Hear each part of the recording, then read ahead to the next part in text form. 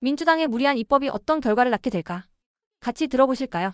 보안 수사권이 전면 박탈돼가지고 부작용이 크게 일어나면 빠르게 이 부분에 대해서 책임을 지셔야 될 분들은 무리하게 입법을 하신 분들이 되거든요. 저는 검찰의 보안 수사권이 박탈되면서 중수청을 신설해서 그렇게 체계를 복잡하게 만들면은 사건 처리가 지연되면서 법률 비용이 급증할 것이라고 생각되거든요. 안명 검사님은 검사 생활 몇 년 정도 하셨습니까? 2012년 2월 20일부터 현재까지 근무 중에 있습니다. 네. 보안 수사권 박탈에 대해서 혹시 그 실무를 경험했던 검사로서 좀 말씀을 해주실 수 있으세요? 보안 수사 요구권으로 보안 수사 없이 실무가 진행 가능하다면 저도 뭐 이 검찰 개혁의 동기나 그런 방향에 대해서는 근본적으로 동의하기 때문에 인정할 수 있는데요. 문제는 보안 수사 요구권으로 해결되지 않는 사안들이 있습니다. 그런 경우에 대해서까지 전부 다 검찰의 보안 수사권을 박탈하면 실무에서 문제가 발생하는 경우들이 있는데 그에 대한 대안을 의원님들께서 마련하고 계신지 모르겠습니다. 보안 수사권은 직접 검찰에서 수사 기록이 공소 제기에 약간 미흡할 때 직접 이제 조사를 하는 것이고 보안 수사 요구권은 경찰의 요구에서 다시 받는 거죠. 네. 저는 요새 경찰 수사가 과연 권력에 중립할 수 있느냐부터 여러 가지 지금 우려를 하고 있는데 최근에 보면 이재명 대선 후보의 호태 경제론을 비판하는 글을 일반 국민이 카톡 단톡방에 공유를 했는데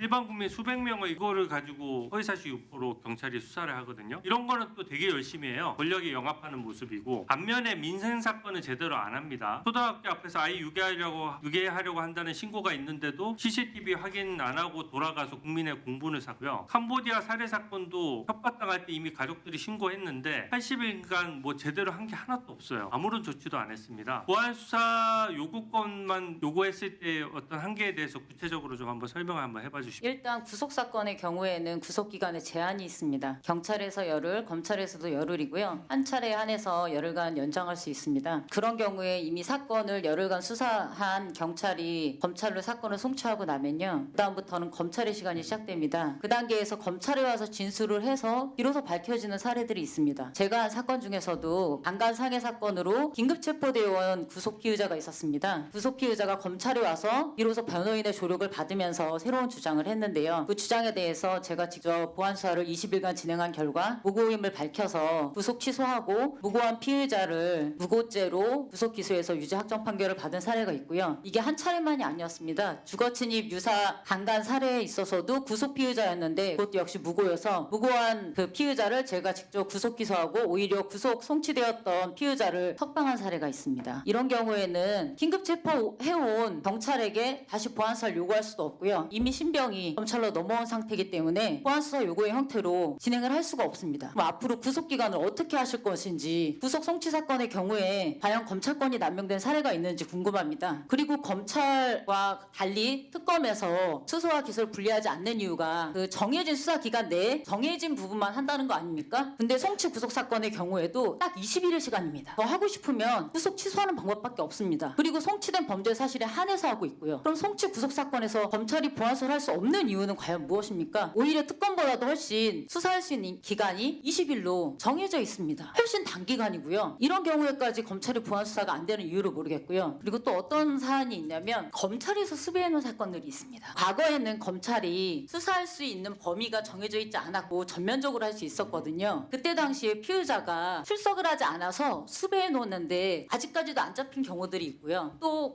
경찰에서 송치했는데 검찰에서 보안 수사가 필요했는데 또 역시 도주해서 수배하는 경우들이 있습니다. 이런 경우에 언제 잡혀올지 모르거든요. 잡혀오면 48시간 내에 구속영장 청구 여부를 결정해야 됩니다. 근데 검찰이 수배해 놓은 경우에는요. 영장에서 인치 구속 장소가 검찰하고 경찰이 유치장이 그 인치 구금 장소로 안 돼 있거든요. 그래서 경찰로 돌려보낼 수가 없습니다. 그러면 영장에 기재되지 않은 장소에 불법 구금하게 되는 거거든요. 그래서 이런 경우에는 검찰이 보안 수사하는 것 외에 경찰의 보안 수사 요구를 할 수가 아예 없습니다. 그러면 48시간 내에 어렵게 도망 중이던 피의자가 잡혀왔는데 풀어줘야 되는 경우가 있습니다. 이게 과연 정의에 맞습니까? 이건 보안 수사 요구로 전혀 해결이 안 되는데요. 보안 수사권이 전면 박탈돼가지고 부작용이 크게 일어나면 빠르게 이 부분에 대해서 책임을 지셔야 될 분들은 무리하게 입법을 하신 분들이 되거든요. 형사법을 전제로 하니까 그런